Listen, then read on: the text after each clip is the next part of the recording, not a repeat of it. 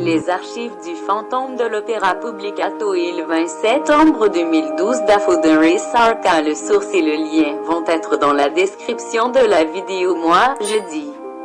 La place du squelette du fantôme de l'opéra est aux archives de l'Académie nationale de musique. Ce n'est pas un squelette ordinaire. Avec ces mots se conclut le célèbre roman de Gaston Leroux. Le fantôme de l'opéra, publié en 1910, l'œuvre raconte l'histoire d'Eric, architecte génial avec une voix d'ange mais le visage défiguré de la naissance. Après une série de vicissitudes de l'Orient, il arrive à Paris où se réfugie dans le théâtre de l'opéra, se cachant sous le nom de fantôme de l'opéra. En faisant semblant d'être un esprit angélique, il arrive à séduire la jeune chanteuse Christine Daae. Mais cette dernière est amoureuse avec le vicomte Raoul de Chagny qui partage ses sentiments. Le fantôme, jaloux de cet amour, fait tout ce qu'il peut pour séparer les deux amoureux jusqu'à envoler Christine pour l'emmener dans son refuge situé dans les souterrains du théâtre. Le vicomte, aidé par le persan, un mystérieux personnage qui suit Eric de sa fuite de l'Orient, réussit à sauver Christine et à fuir avec elle incognito. Le fantôme, vraiment amoureux de Christine, décide d'abandonner sa recherche de vengeance. D'ici à peu il mourra en solitude dans le théâtre. Dans le roman, le mot « archive » apparaît 3 fois. 3 seules fois qui sont toutefois extrêmement importants. La première fois, en fait, le mot « archive » est cité dans l'avant-propos où l'auteur affirme: j'avais été frappé dès l'abord que je commençais de compulser les archives de l'Académie nationale de musique par la coïncidence surprenante des phénomènes attribués aux fantômes. Et du plus mystérieux, du plus fantastique des drames, et je devais bientôt être conduit à cette idée que l'on pourrait peut-être rationnellement expliquer celui-ci par celui-là.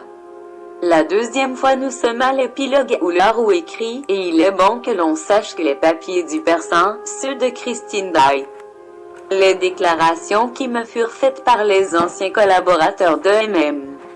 Richard et Raymond Charming et par la petite Meg elle-même, cette excellente Madame Giry étant, et là, trépassée, et par la sœur Ellie, qui est retraitée maintenant à Louveciennes, il est bon, dis-je, que l'on sache que tout cela, qui constitue les pièces documentaires de l'existence du fantôme, pièces que je vais déposer aux archives de l'opéra, se trouve contrôlées par plusieurs découvertes importantes dont je puis tirer justement quelques fiertés.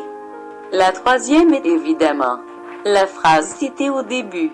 On peut noter, tout d'abord, que les 2 premières citations sont consacrées à donner un fondement de vérité à l'histoire que Leroux raconte.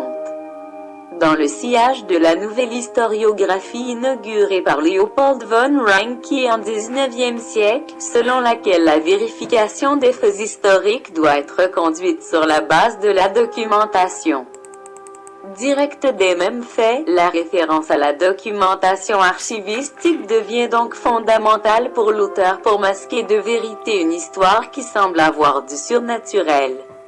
Et c'est ainsi que aux 2 pôles opposés du roman, là où est le même auteur à parler, qui viennent à se colloquer ces 2 références fondamentaux. Comme on lit dans la fiche des Archives nationales de Paris, l'opéra fut créé par lettre patente le 28 juin 1669. Il expérimenta tous les systèmes possibles d'administration et de gestion financière, parfois gérés sous forme d'une entreprise privée avec ou sans subvention. Il fut en outre, à de nombreuses reprises, administré par un directeur nommé par l'État. Il fut même concédé plusieurs fois à partir de 1749 et ce, jusqu'à la période révolutionnaire, au bureau de la ville de Paris. En 1939, la Réunion des théâtres lyriques nationaux fut créée chargée de la gestion artistique et financière à la fois de l'opéra et de l'opéra comique.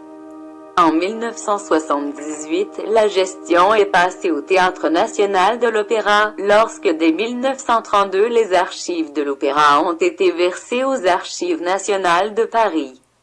Et c'est particulièrement suggestif penser que entre les différents classeurs qui conservent ces cartes, peut encore y être caché le dossier de Leroux relatif à l'histoire d'Eric, le fantôme de l'opéra.